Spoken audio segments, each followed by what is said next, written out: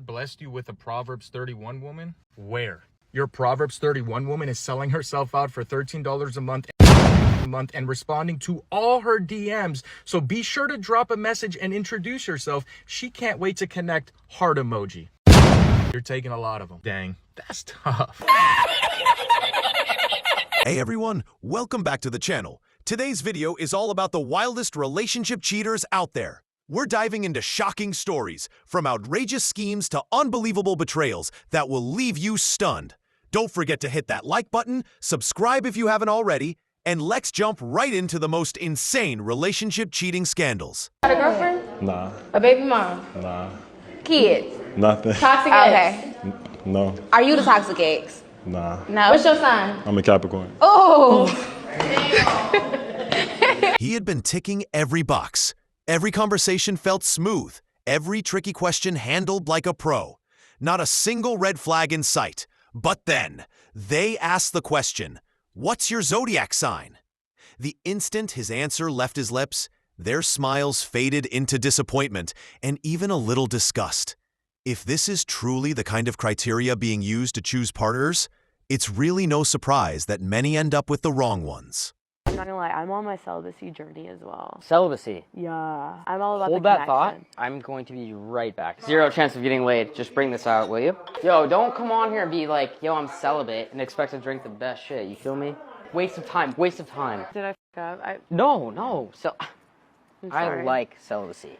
That is something that I appreciate. That's why I brought you the best bottle. Why would I waste that on someone?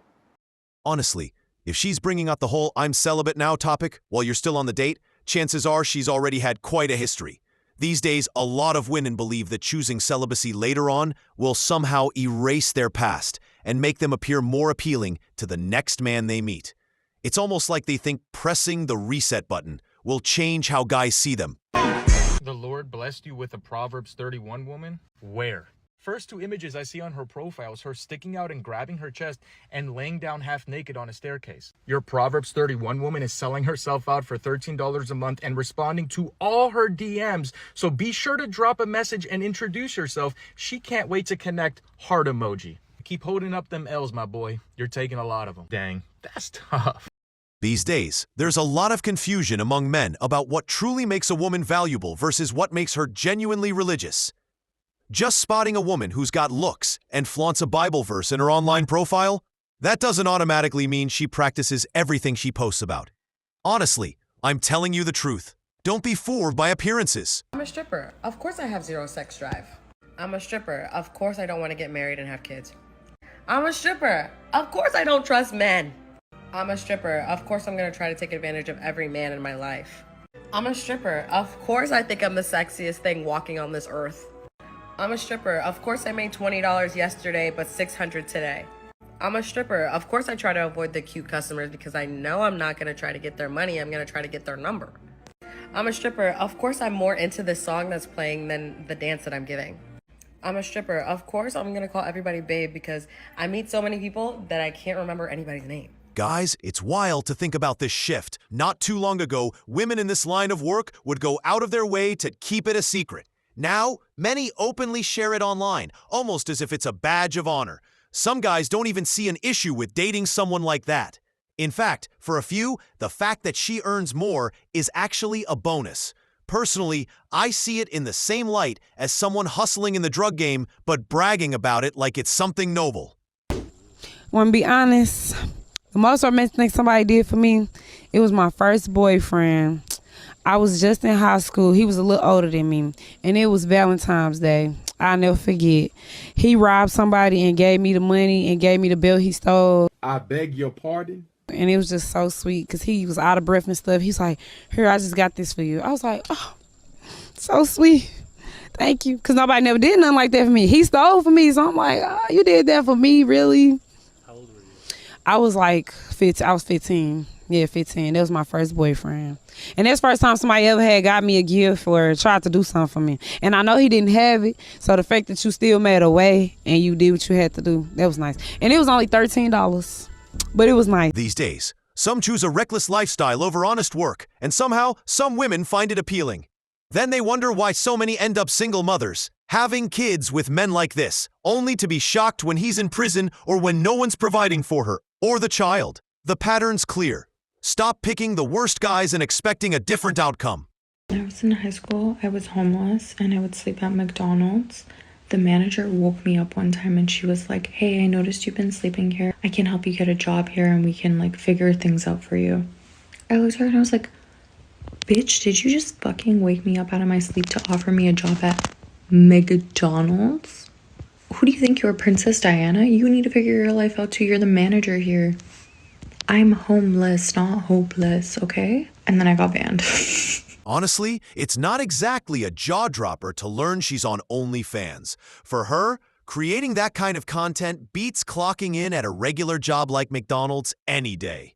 The wild part is, there are folks who'd rather do anything than work a normal 9 to 5, even as it means risking having no roof over their head. I swear to God, I would have boyfriends and never post them once. I will hide you till the day I die because I didn't want to share that I had a boyfriend because I wanted to still see if there was other options out there for me. I know this is toxic and horrible to say. Everyone, keep on moving on. Honestly, I think it's smart when couples keep their romance off social media. But if she's always uploading selfies, she's probably hunting for attention from others.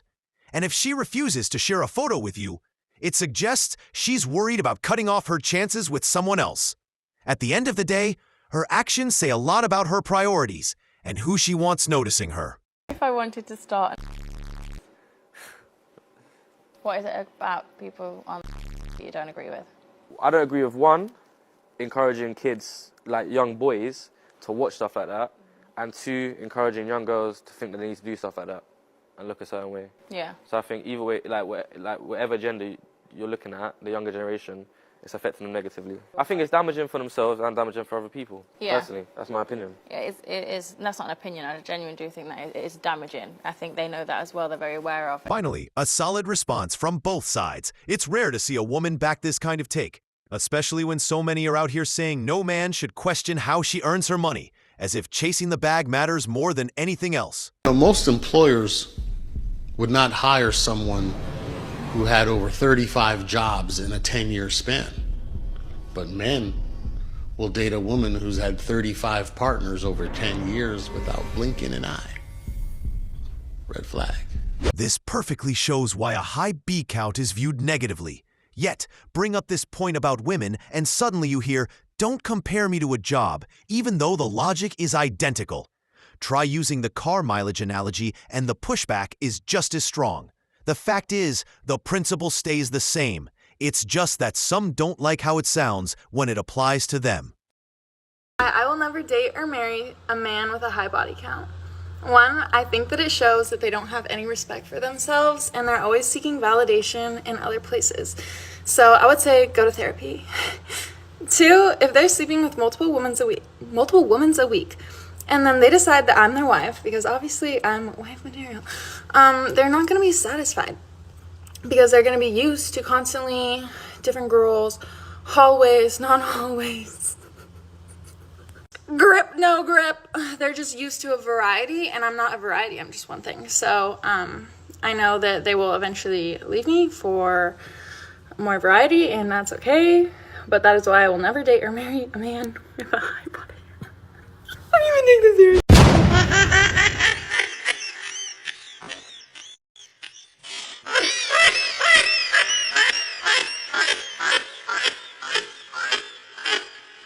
Alright guys, that's it for today's video. If you enjoyed it, make sure to hit the like button, subscribe if you haven't already, and turn on that notification bell so you never miss an upload. Drop a comment below and let me know what you think. I love hearing from you.